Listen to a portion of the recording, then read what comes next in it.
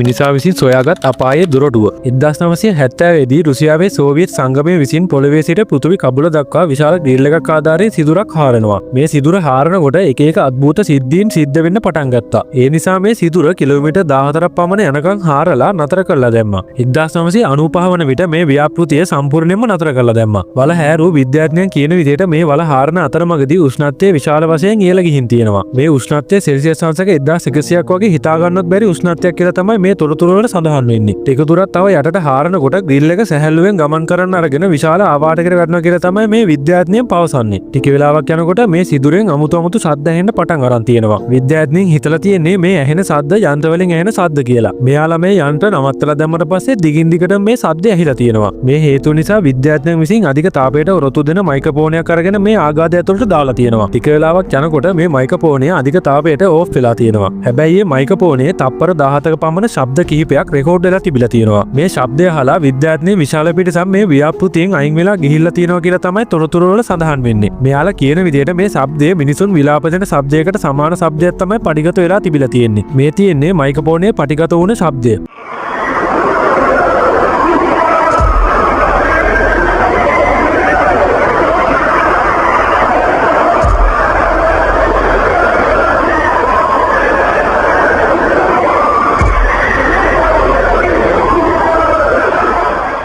මේ ව්‍යාපෘතියේ ඉතුරුණයි කියන විදිහට එදා රෑ මේ ආඝාතයෙන් අමුතු දුමක් එක්ක වවුලෙකුට සමාන සත්ත්වෙක් එළියට ඇවිල්ලා තියෙනවා. මේ සිද්ධියට ගොඩක් අය බය වෙලා තියෙනවා. ඒ නිසා තමයි මේ ව්‍යාපෘතිය නවත්තන්න නැති කියලා සමහරක් අය කියනවා. හැබැයි ටික කාලයක් යනකොට මේ අద్భుත සත්වයාගේ තොරතුරු සහ අద్భుත හඬ නිර්මාණය කරපු කතාවක් බව හෙළි වුණා. ඒ රටේ සමහර අය නම් කියනවා ඒ ව්‍යාපෘතිය නැවතුනේ ඒ අద్భుත සිද්ධිය නිසා කියලා. හරි, ඔයාලා මේ සිද්ධිය දන්න දේවල් අහලා තියෙන දේවල් කමෙන්ට් එකක් දාගෙන යන්න.